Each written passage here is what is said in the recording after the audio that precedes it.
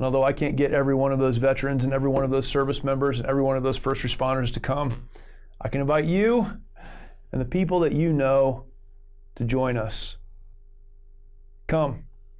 Won't cost you anything, but a few days. And in those few days, you'll hear stories like mine, stories that in many cases are much more dynamic than mine. Stories of men and women who understand what you've been through because they've been there as well, who aren't perfect, but they're persistent. They've made a decision to march when it might have been easier to die, and they want to share that path forward with you.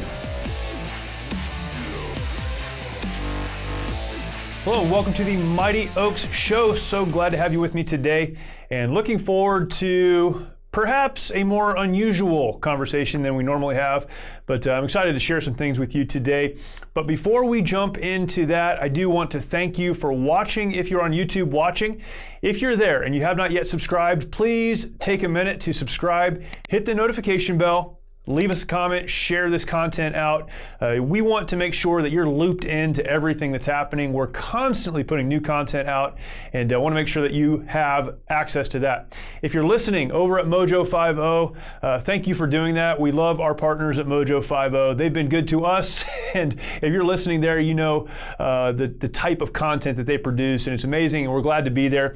If you are listening there, thank you for doing that, but take a minute after the show, go over to YouTube, look up the Mighty Oaks Foundation. You'll find our YouTube channel, and again, so much content there. Make sure you subscribe. You can hit the notification bell, and you can be, again, involved and connected to all that's going on here at the Mighty Oaks Foundation. If you're listening to the podcast, do the same. And one more time, thank you for watching, listening, and supporting. We are able to do the work that we can do here at the Mighty Oaks Foundation as we serve veterans and active duty service members and so many folks in the first responder community. Throughout the year, we have hundreds of people moving around the country all of the time, and we're able to cover the cost of those programs, to support those folks, to cover travel because of men and women like you who support the work that we do. And again, just so appreciative for our partners. So many people in so many places make it possible. Today I want to talk about something, as I mentioned, a little bit different than normal. Typically we'll have a guest on, and always thankful to do that. Some incredible guests, and man, it's been amazing to me as I look back over the shows that we've had, the guests that we've had. I look down the road a little bit and I see the guests that we have scheduled. What a blessing it is to be able to have conversations with the folks that we're able to talk to. So encouraging, so helpful, so hope-filled, and that's the goal. Today's a little bit different. It's just going to be me. Now, before you turn it off, before you walk away, just me today. But I want to talk about something that is significant to all of us and very personal to me. This week represents the 18th anniversary of the war in Iraq, or the beginning of the war in Iraq. We know it lasted for nearly 20 years. But the 18th anniversary, as we look back to March 19th, 2003. I was serving with 1st Battalion, 5th Marines, based out of Camp Pendleton here in Southern California. We deployed in January of 2003 to Kuwait, and we sat in the desert for a couple of months. And then finally on March 19th, we got the call that it was time to go. And if you look at a map of the routes of invasion, and you can find these online, you'll see that there were basically three routes or three axes from south to north, moving from Kuwait into Iraq. Off to one side was the 3rd Infantry Division, off to the other side was 7th Marines, and straight up the middle was 5th Marines. That was my regiment. Our battalion was 1st Battalion, and we were the Marine Infantry Battalion that breached the berm, went in and secured the southern Rumalia oil fields there in southern Iraq. And I've spent the week, as many people have, about 30,000 U.S. service members there when we went into the country, and many, many more since then, of course. But I've spent a lot of this week reflecting on so many of those events, and so many lessons learned during that time. I wrote a book a couple of years ago, March or Die, this one right here, March or Die, and it's really reflections on that time in Iraq. Because I believe that as we go through things in life, difficult things, hard things, confusing things, overwhelming things, on the other side of that, we gain a perspective that allows us to look back and learn really important lessons. And there are so many important lessons to learn. That's why I wrote this book, to capture some of those lessons learned and some of those things that have helped me since that time. And I've been able to help others point them in the right direction because of those lessons learned. But I've been reflecting on that, and man, what an important thing it is to reflect in your life. I don't know what you've been through, what you're going through right now, but the Bible teaches us something that is really important when it comes to looking back on difficult situations and difficult times. The concept, the idea, the ideal, the principle of redemption is taught in the Bible. I love that. Redemption, very simply, is putting value into something or someone, or perhaps even an event, a time in your life, placing value where at one time there was no value. Now, we can think of this in very simple terms. You have an empty Coke can and you go and redeem that in a state like California. You get some money back for that. You redeem that. You take that empty, worthless can and you get something in return that is valuable. Now, you could make the argument that you paid for that. I get it. But the principle of redemption is I give something up that is without value and I receive value back. In a spiritual sense, what the Bible teaches us is that without God, when we don't have a relationship with Him, we are without value. In terms of eternity, we are hopeless, we're lost.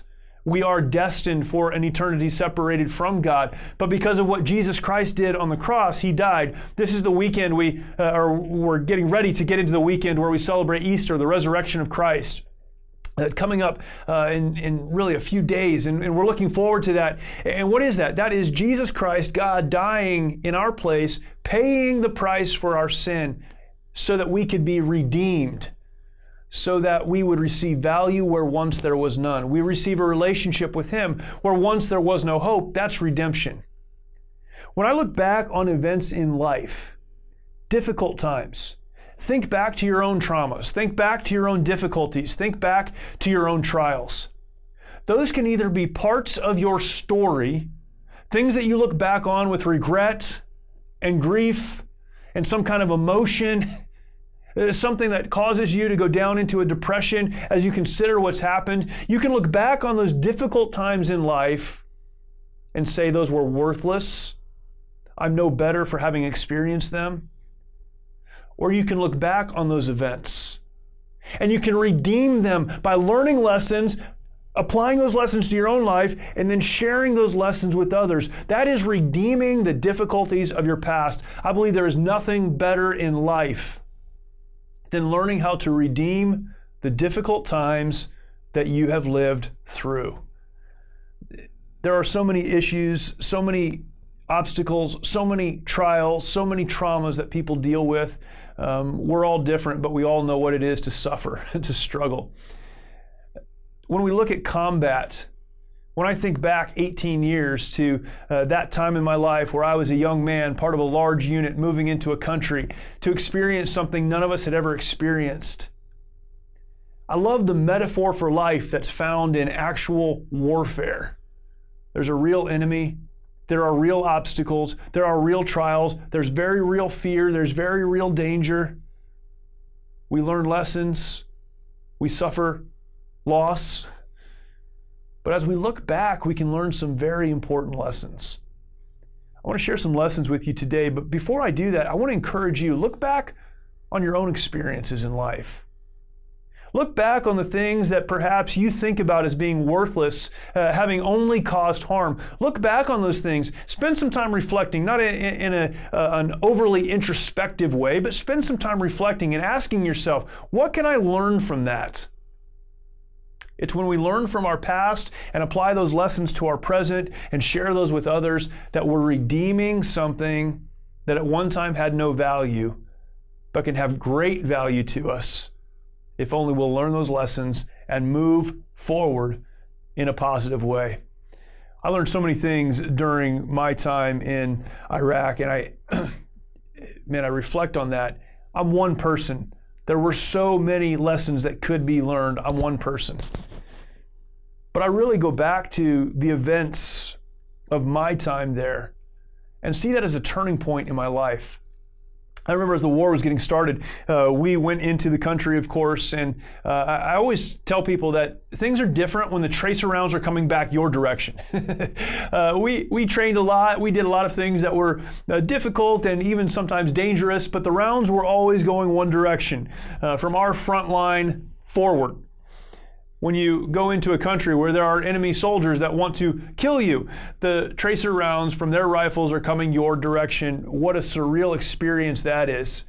Understanding that we're now dealing with life and death and a real enemy that means real harm. Things are so upside down. Everything you've ever been told about right and wrong gets flipped on its head. Don't point guns at people. Don't try to harm others. All of these factors that are a part of combat life. And then on the other hand, as we're trying to defeat an enemy that wants to do us harm, there were many people in the Iraqi army wearing uniforms who wanted nothing to do with it. They were conscripted by their government. They were told they had to fight, and they surrendered as soon as they got an opportunity. We took in, you've seen pictures and video, I'm sure, many hundreds of folks who just wanted out of the way. What a crazy, crazy experience. We pushed across the border in the middle of the night and did what we did throughout the night. It was a couple of days before we got the opportunity to sleep. That for only a couple of hours. And we're, again, trying to move and trying to figure things out. So much happened on that first couple of days. We started making our way north toward Baghdad, where we would eventually end up. I remember very distinctly, and I know the date because of the events that happened, March 21st. Of 2003. I know this because I remember where I was. The war had been going on for just a couple of days. 1st Battalion, 5th Marines had pushed into the country. We're in the south part of the country, moved just beyond our first objective. We had been up for several days, a couple of hours here and there of sleep perhaps, but exhausted, overwhelmed, everything was crazy. We started to make our way toward Baghdad and we were put in an operational pause. We were stopped on the road. It was the middle of the night. Not too far off, I could see and hear the sounds of a large firefight taking place. It was what we now know as the Battle of An-Naziriyah. Incredible things happened there. A unit was engaged there. Soldiers and Marines lost their lives there. Perhaps the thing that most people remember is that a young soldier was kidnapped there, a young soldier by the name of Jessica Lynch. That all happened. We were sitting in the middle of the night on a road. We had been up, so we were tired. And when you're tired and it's dark, fear has a way of creeping up in your heart. I remember that overwhelming fear, sitting there listening to the radio as reports of what was happening in Naziriyah were being sent. And I could hear all of that. And as I heard what was happening, and you could see the flashes off in the distance, there was some fear that came into my own heart. I heard the chatter on our radio frequency and a lot of people talking about what was taking place, this overwhelming fear. Just as quick as the fear came, it was as if God was speaking directly to me, not in an audible way, but certainly in a very personal way. I remembered a verse that I had learned as a child. My dad always made us learn Scripture when we were young, and when we were young, we didn't appreciate it. But at that moment, I appreciated it. I don't remember memorizing this verse, but I know I did as a kid. And the verse was Isaiah chapter 41 and verse 10. The Bible says, "Fear not, for I am with you. Be not dismayed, for I am your God. I will strengthen you. Yea, I will help you. Yea, I will uphold you with the right hand of my righteousness." Don't be afraid, God says, because you're in my hand. I remember sitting on the road that night, and I was a Christian. I had been raised in a Christian home. Again, my dad had me memorize Scripture. My relationship with God, although it was a personal relationship, was not as personal as it should have been for me. And in that moment, God spoke to me personally. And the fear, just as fast as it came, went away. Because God says, "I am with you." Look, I reflect on a moment like that, and I've had many other moments through my life since then, in this almost 20 years since that took place. And as I reflect on that, the redemptive value in that moment in time is that God reminded me, "I'm with you. I have you in my hand." And throughout the difficult times in my life since then, I've been reminded that although fear comes, we don't need to be afraid because God says He's with us, that we're being held in His hand, that He upholds us. That's a redemptive moment for me. And in the middle of the chaos of all that was going on that night, there was a peace that replaced the fear. We continued pushing, and as we continued going north, so many different things happened. Again, I wrote about a lot of this in this book, and I was thankful to be able to record some of those things and learn some of those lessons. But as we made our way north, another anniversary that will come up soon will happen on April 1st. Because one of the most significant events of my life, certainly up to that moment, and one of the events that I look back to probably more than any other in my past, happened on April 1st, 2003. We were making our way north toward Baghdad, as I mentioned, and eventually we'd get there on April 10th, just a couple of weeks later. But we were told that we, as a battalion, about 1,200 Marines, stretched out over a couple of miles as we moved, that we, as a battalion, would be securing a bridge over an area called the Saddam Canal. The country was broken up into a series of canals, and that's how they moved water and controlled water. In fact, this is a complete aside, but the government at the time was cutting off water to farmers who couldn't pay for water, but they couldn't grow their crops to sell to get money to pay for water because they couldn't get water. Crazy. But there's a bridge over the Saddam Canal. It was a main thoroughfare, and this bridge was deemed to be very important by those in charge. Our division commander at the time was General James Mattis, and he decided this was an important objective and that our battalion would go and secure that objective. So it couldn't be blown up, and so that the rest of the division could pass over the bridge and continue the march north. What we were told, though, was that we would attack secure in the middle of the day because there was no or very little enemy activity there. We rarely moved toward an objective in the middle of the day for obvious reasons. But because there was no enemy there, we would go in the middle of the day and we would set up on the near side, getting to the bridge but not going over it, and we'd stay where we were, we'd set up security, and then the rest of the division could pass through. This was a great plan. There's no enemy. That's the best plan. We liked it. We started making our way toward the bridge, and because of the way we were task organized, I was the second vehicle back in the column. Man, some of these things, you know what I'm talking about. You have them too. There are some events that happened a long time ago, but if you close your eyes, you can see it like it just happened today. The smells, the sounds, the feelings, it's so real, right? Some of these things, they just stamp themselves on your mind and your heart and your emotions. I can think about that day, and I think back to moving toward that bridge. It was about 3 o'clock in the afternoon. If you can imagine the sun, how it would be at 3 o'clock in the afternoon, not high in the sky, but still very bright. We could see everything around us. We came around a corner, a curve, and into a straightaway toward the bridge. The road that we were on was a dirt road, and it was soft, thankfully. The ground around the bridge was also soft. It was flat, so you could see for miles, but it was soft. We immediately discovered, again, I was the second vehicle back in the column as we were making our way there. We immediately discovered that we were not alone. In fact, the intelligence that we had received that there was no enemy on the bridge was bad intelligence. Now, maybe it was valid when it was given and the enemy moved on later. I don't know. But it became very quickly apparent that we were not alone. Mortar rounds began to fall on the road. That road, it turns out, was a pre-planned target. They had already targeted that in. They knew if we, the enemy, their enemy, came toward the bridge, they'd start firing on that position, and that's exactly what they did. The smell of the smoke as those rounds exploded around our vehicles, I'll never forget it. Thankfully, again, the ground was soft, so the rounds would go down into the ground and explode. The shrapnel was contained underground, but the percussion of the rounds exploding and the sound and the smell and the smoke, that all came up. Man alive, something you won't forget. We kept moving, though, because we had to. What I discovered that day, again, looking back on that moment, what I discovered was something that is intuitive, but we forget. The biggest battles in our lives happen when we least expect them. Isn't that crazy? We go through life and the things that we thought were never a possibility, that's the stuff that knocks us back on our rear ends. That's the stuff that hurts the most. I remember hearing a phrase a long time ago that it's not the bus you see coming, that kills you. You're not going to step out on the road if you see a bus barreling down the road. It's the one you didn't expect. That's the one that hits you. That's how life is. Expect the unexpected. It seems a bit trite, but there's something to it.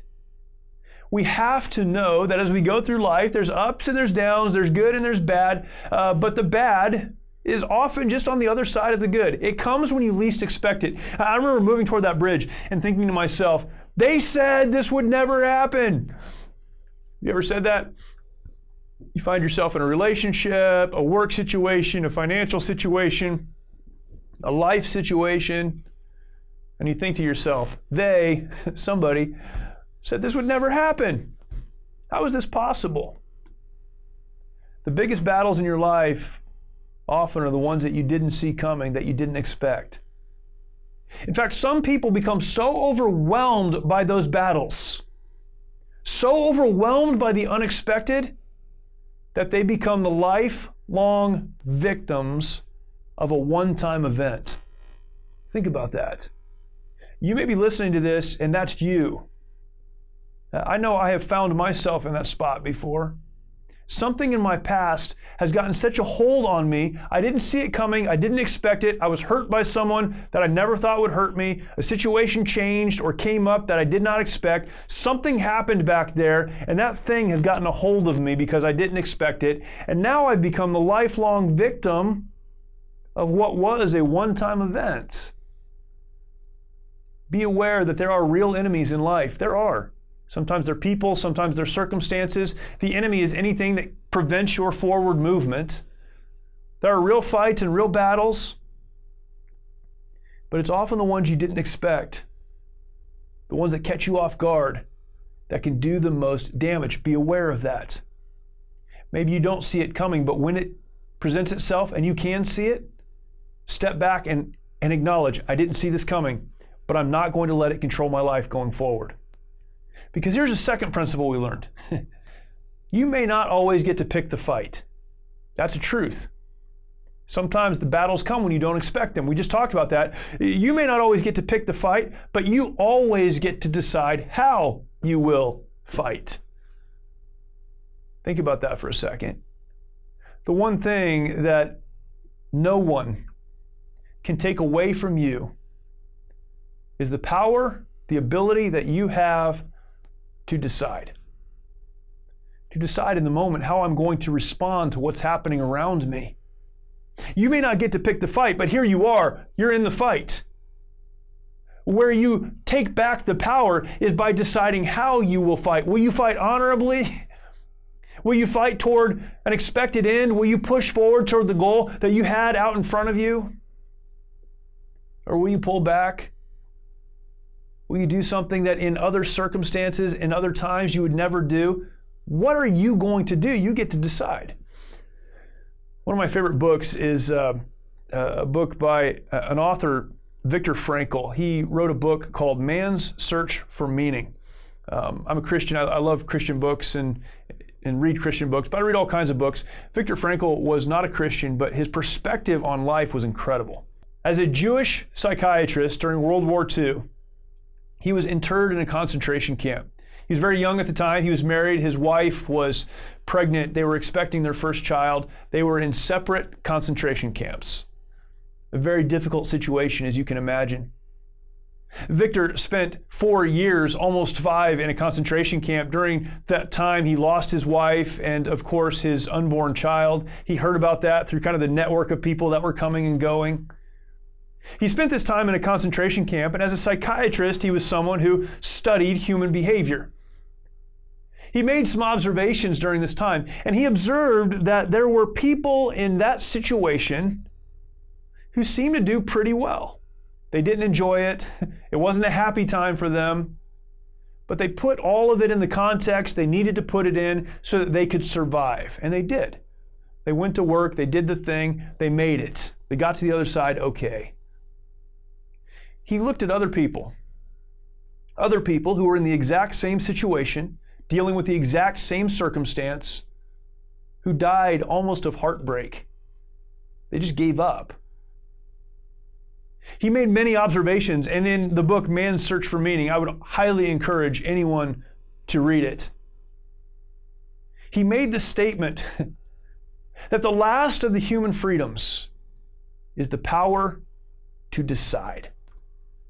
He made the point that they can take everything away from you. They can take your belongings, they can take your clothes, they can take your physical freedom, but they, the enemy, can never take the freedom you have to decide how you will respond when you find yourself in a difficult situation. As I look back to April 1st, 2003, we found ourselves in a difficult situation that we didn't expect. We didn't want to be there. They said it wouldn't be like this. We couldn't control that, but what we could control is how we would respond. There was a machine gun position actually set in on the side facing us. We certainly didn't expect that. So the mortar rounds were falling. There was a machine gun position set up. The machine guns were now facing our direction and beginning to engage us, and we responded. We had prepared for a couple of years leading up to that event as we trained at Camp Pendleton and did various training exercises really around the world up to that time. We knew exactly what to do, and we did it. The enemy couldn't take that away from us. We engaged and we won. How are you going to respond? As I think about that story, this seems like it was a long event. It probably only took a couple of minutes. But something happened. We were supposed to stay on the near side of that bridge, not getting on top, not crossing over, but the mortar rounds continued to fall. They kept falling around us. We had to do something. This is another lesson you have to learn. Things change. Don't be surprised when they do. Aren't we always shocked when circumstances change? We say, well, I dealt with the unexpected battle, I decided what I was going to do, and then the situation changed again. Here's the truth. Whether we like it or not, the enemy, those who oppose forward progress, they get a say in how the battle goes. That day they certainly did. The mortar rounds kept falling. Where we were was not okay. We had to do something. We had to change because the situation changed. And that's exactly what we did. What I learned that day was a very simple principle that's helped me. The principle is this: success in any area of life is directly connected to how well we handle change. Success in any area of life is directly connected to how well we handle change. Successful people, whether it's in relationships or in family situations or circumstances or in work or in life, successful people are not people who never struggled or never had something difficult come into their life. They're people that have learned how to navigate change. Success in any area of life is directly connected to how well we handle change. When it happens, adjust. Don't adjust who you are, don't adjust your goal, but adjust to a changing situation. Before the battle comes, you do the best you can with the information you have. Don't ever feel bad for doing the best you could with the information you had. But once the battle is on, you need to adjust as information changes. I work with veterans and active duty service members and so many in the first responder community. Our organization does. Many folks work with us to serve those folks. One thing I've learned is that we talk about combat trauma and how difficult that is. But really what gets most people, what pushes most people into kind of a hopeless situation when we find them in that situation, is not the events of combat, but the change that's happened on the other side of that event or of their service. A lot of folks who are in the military, who are in the first responder community, just like those who are in the world outside of those communities, have experienced traumas in their life as children. They carry that trauma into their adult life, and then things happen that are traumatic. And then they separate out of wherever that event took place and they find themselves alone. Things have changed. And because things have changed from the time they were children to the time they were adults, while they were adults, and now again, because things continue to change, they give up. I know that when I struggled coming home from Iraq, my struggle was not related to combat. My struggle was related to change.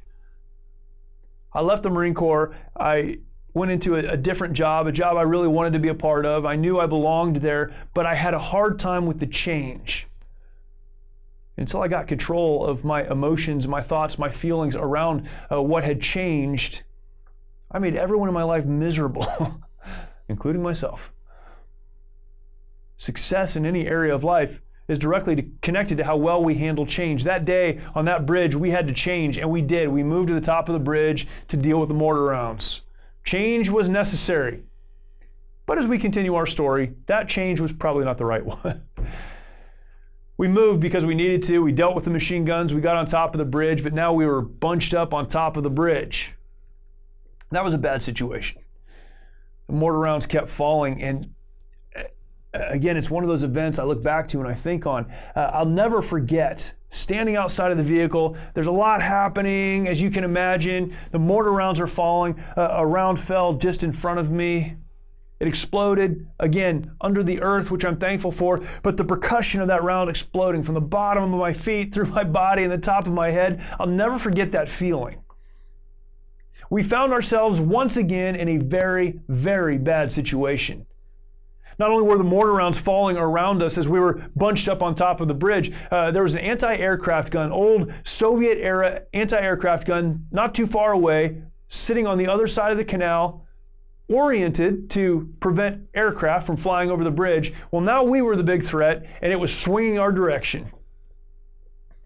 We were in a bad place.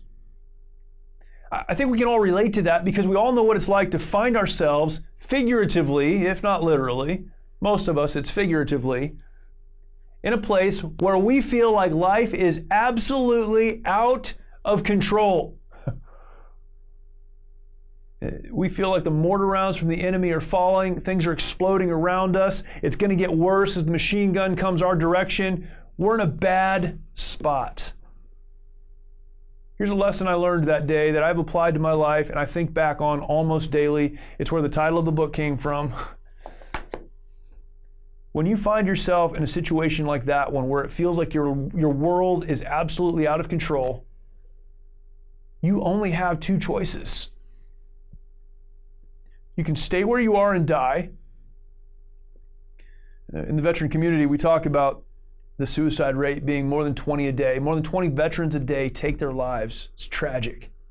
The active duty community, more and more, and over this last year, it's been even worse. Active duty service members taking their lives. The first responder community, there's an epidemic of suicides, and we're doing our best to work on that and to prevent that. For a lot of people, this death that I talk about is physical. They just say, I can't do it anymore, I'm done. But for a lot of people, for most people, it's not physical. It's an emotional death. It's a relational death. It's a spiritual death. It's a place in life where you're breathing, you're doing the stuff that you're supposed to do to make it look like you've got it all together, but on the inside, you know you're dead. You're not making progress. You've given up. The battle has become overwhelming. The rounds are falling around you. It's going to get worse, and you just said, I can't do this anymore. In that moment, you can die if you want to, but remember, it's a choice. You can do that, or you can put one foot in front of the other and march. On the bridge that day, that's what we did. We didn't have a big conversation about it, but we decided collectively in a moment that staying there would mean death, and we didn't want to die that day.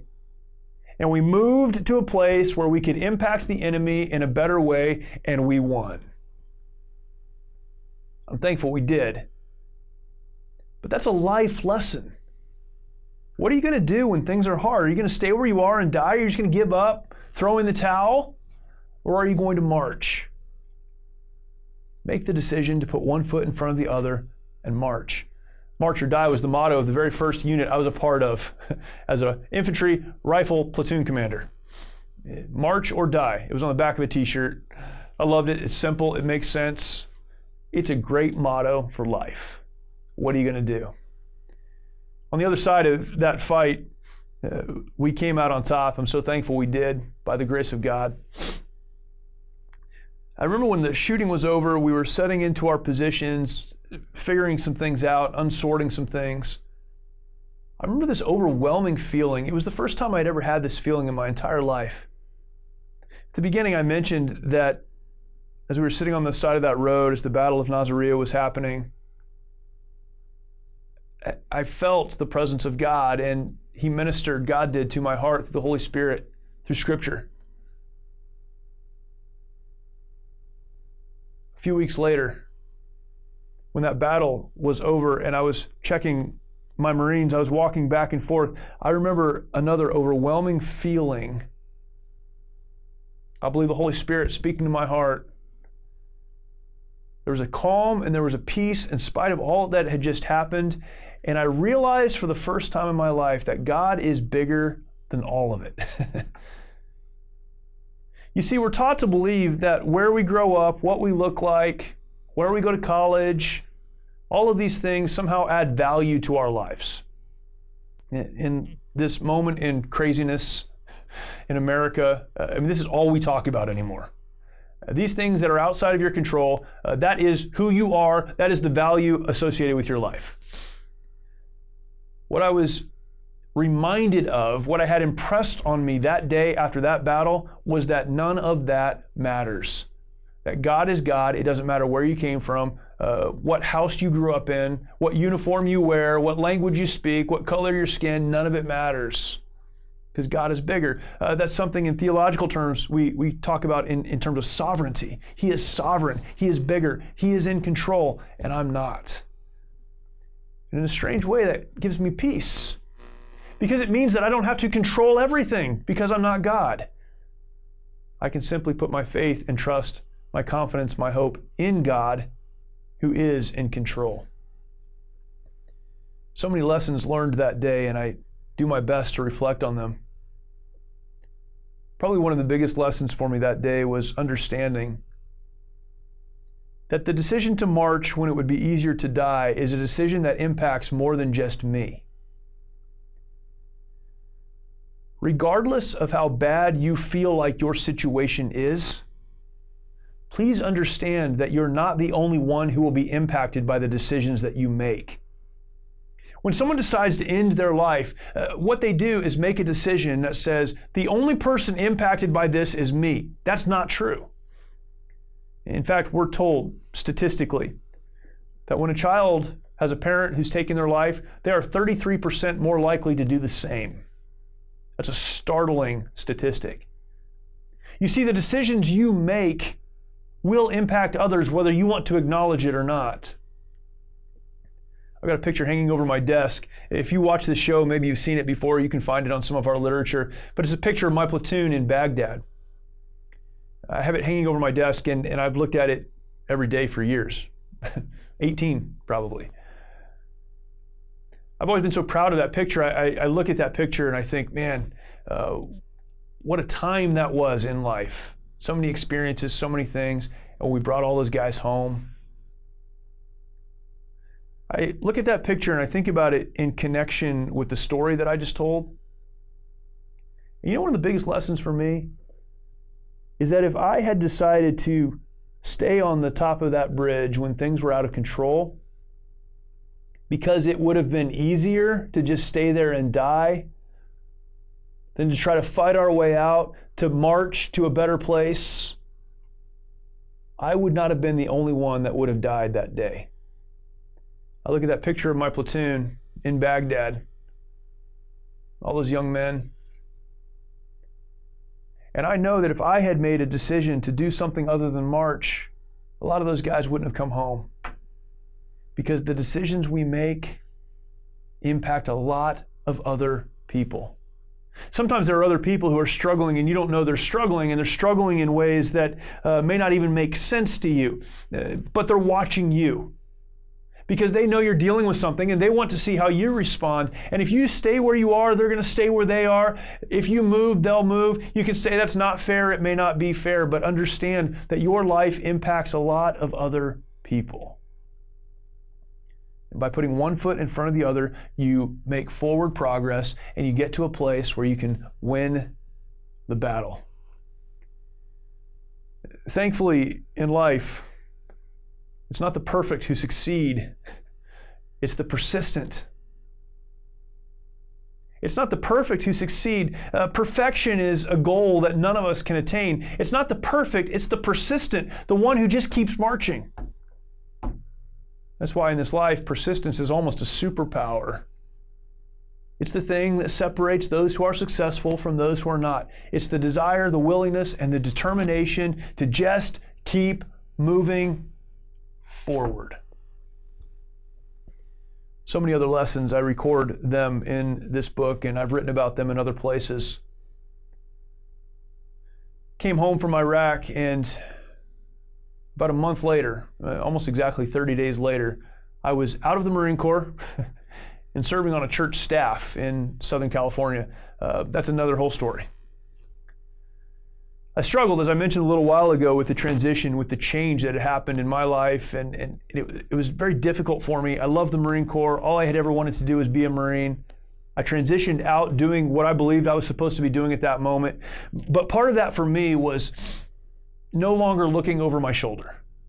I had to stop looking back, and because of that, I disconnected from the people that I had served with, and I was proud of my service. I was thankful for it. I was happy to talk about it, but that was something in my past. Almost 10 years went on from that moment. About 10 years later, I had, through social media, one of the Marines that I served with reach out to me. He said, "Hey, I met this guy, and he's starting this organization. It's an organization that is a Christian organization that's going to work with veterans." He said, "We're going to go to this retreat in the mountains of Colorado. Would you like to come?" I hadn't seen these Marines in almost 10 years. I said, "Yeah, that'd be great." Found myself at a cabin in Colorado, and there were other people there, but there were about 12 Marines that I had served with in Iraq that were there. I hadn't seen these guys in so long. It was great to hear their stories and get to know them a little bit. And again, that picture of my platoon in Baghdad, that was my picture in my mind always of that experience and those men. I was proud that we had brought all of those young men home, and I just anticipated or expected that they went on to do great things in their lives. And so many of them did. But a lot of them didn't. You see, a lot of them, just like so many other veterans and service members, came home and struggled. Just like me, when they transitioned out of the military, they transitioned into a life of change and uncertainty. They didn't know how to deal with that, and some of them dealt with that by ending their own lives, adding to the numbers of veteran suicide. Some of those, although they didn't end their lives, ended relationships and struggled in so many other ways. They needed help and didn't know where to find help. I sat there almost 10 years later, having been so proud of the work that I did as a Marine, that I forgot that my service to those that I served with did not end the day I put the uniform in the closet for the last time. What I learned that day in Colorado, 10 years after I left the Marine Corps, sitting with a group of Marines I had served with in Iraq, what I learned was that we still have a responsibility to care for each other. That in a lot of ways, I had the answers to some of the questions that these guys were asking, and if I didn't have the answers, I could at least provide an environment where the answers could be found. I got to know Chad Robichaux, the founder of Mighty Oaks, and we connected and began to work on this Mighty Oaks thing, and thankfully, over time, God has blessed, and we've had thousands of folks now come through. Men and women coming through a week-long program. Tens of thousands sitting in conferences and other opportunities we've had to speak, where we've been able to share tools, principles, ideas, an understanding of who we were created to be in a way that allows us to move forward beyond or in the midst of our military service. It's been an amazing journey. And I'm thankful as I look back 18 years this week. I've learned so many important lessons. And one of the biggest lessons I've learned in all of this time is that there is always hope. There is always help. And we as a community have the opportunity to move forward together. Mighty Oaks Foundation has given me an opportunity personally, and I know many other people as well, to connect my service in the military to my understanding of faith in Christ. To be able to take what I understand about God and the Bible and truth found in Scripture, the hope that we have in a relationship with God, to take that and to communicate that to the men and women who are serving our country so selflessly and in such a devoted way. We often point to the problems that our veterans and service members and those in our first responder community have. There are a lot of problems, to be sure. But we like to talk about the problems instead of talking about the solution.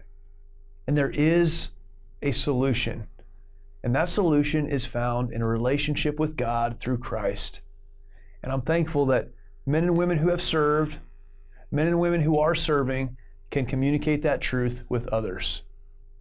I look back 18 years, I look back further than that, but 18 years to the war in Iraq, at least my time. So much has happened since then. So many young men and women have been to Iraq, Afghanistan, have dealt with so many things. We can go back before 2003 to 2001 when we began deploying to Afghanistan. We can go back further than that to our country's wars. And we know a lot of people have been broken, a lot of people have been hurt by their service to our country. And I'm thankful that there is an answer, there is a path forward, and there is hope. As I reflect, one thought comes to my mind again and again and again.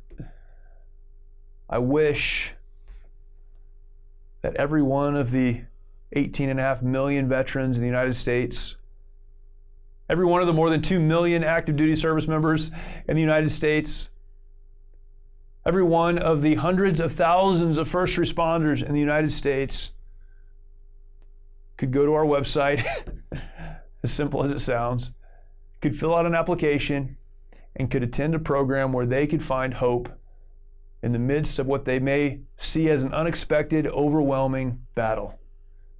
That they could decide to march with the help of others when everything in their life says it might be easier to just stay where you are and die. There is hope. And although I can't get every one of those veterans and every one of those service members and every one of those first responders to come, I can invite you and the people that you know to join us. Come. Won't cost you anything, but a few days. And in those few days, you'll hear stories like mine, stories that in many cases are much more dynamic than mine. Stories of men and women who understand what you've been through because they've been there as well, who aren't perfect, but they're persistent. They've made a decision to march when it might have been easier to die, and they want to share that path forward with you. Go to our website, mightyoaksprograms.org. Check that out. We would love to serve you in this way. This week of the year always brings about so many memories to me. I'm thankful for the experience. I'm thankful for those with whom I had the opportunity to serve, and I'm thankful for the opportunity to continue serving. Appreciate you watching. Thank you for listening. We'll talk to you next week.